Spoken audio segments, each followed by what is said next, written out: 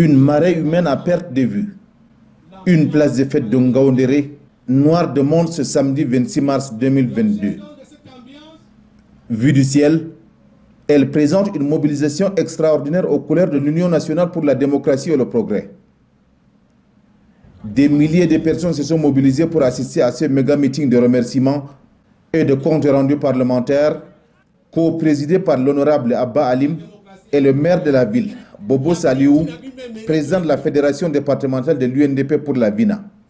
Nous avons tenu absolument à nous retrouver pour vous dire notre gratitude, pour vous dire le plus lourd mot, le plus grand mot, le mot merci. Élu lors du double scrutin du 9 février 2020, l'honorable Abba Alim, vice-président à l'Assemblée nationale, revient ce jour vers sa base électorale pour un compte rendu parlementaire. À son actif, une série d'œuvres sociales réalisées en faveur des populations locales. Depuis 2 ans, nous avons institué au sein de l'école d'application de Sabongari et du lycée classique de Ngaoundéré des séances de répétition pour les élèves des classes de première, de terminale et de la 3e dans le but de rehausser le taux de réussite aux examens officiels.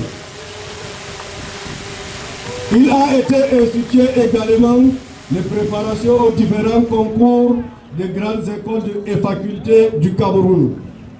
Nous avons aussi initié par la même occasion la prise en charge de 100 doctorants par an, dans le but de faciliter la conduite de leurs travaux de recherche. Nous avons initié du 28 août au 8 septembre 2021 la première édition de la caravane médicale dans le département de la Vina, notamment dans les arrondissements de Belel, Nyambaka et Marta. 12 villages ont été visités par la dite caravane, soit 4 villages par arrondissement. Cet objectif a été largement atteint car le nombre de bénéficiaires était de 875, soit 780 dans l'arrondissement de Belel, 580 dans l'arrondissement de Yambaka, 645 à Marta. 2161 personnes se sont faites dépister gratuitement, soit 719, 615 et 827 respectivement dans l'arrondissement de Belel, Nyambaka et Marta. De même, 1258 patients, soit 474, 326 et 458 dans les arrondissements suscités ont été consultés. Nous avons également effectué des démarches auprès du ministère de la Santé pour le remplacement du scanner de l'hôpital central de Ngaoundéré qui est opérationnel et de la construction d'un centre de dialyse qui est en cours de finalisation.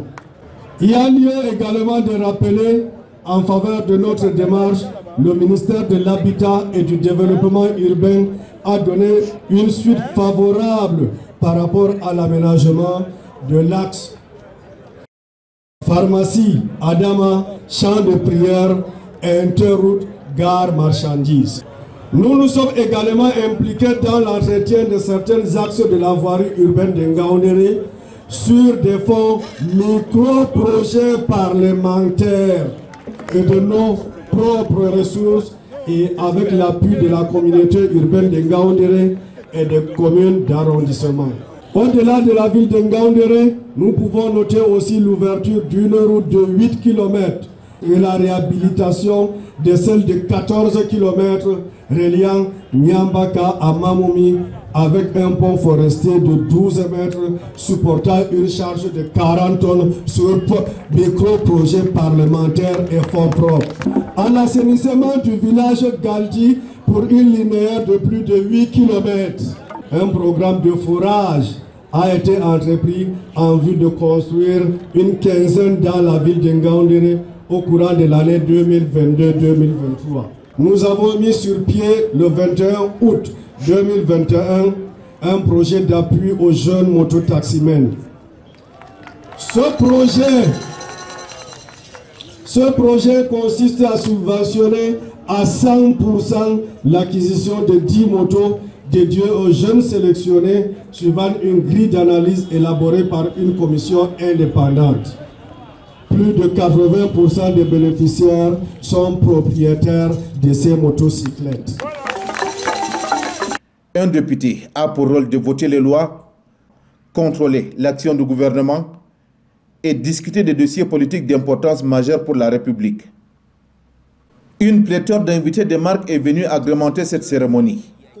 L'ambassadeur itinérant Mohamedou Badjika Aïdjo, l'honorable Oumoul Koulchoumi Aïdjo, l'honorable Douvaïsa Aïcha, l'honorable Moumini, Ousmane Hamman Sali, maire de Pitoa, et l'honorable Hamadou Hadji.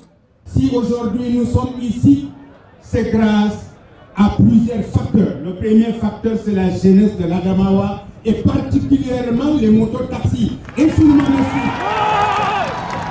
Une véritable démonstration de force à travers une parade motorisée dans les artères de la ville de Ngaoundéré a précédé ces méga meetings. Ils ont arraché des salves d'applaudissements à leur passage, preuve de la symbiose entre les militants et les élus locaux. Vous allez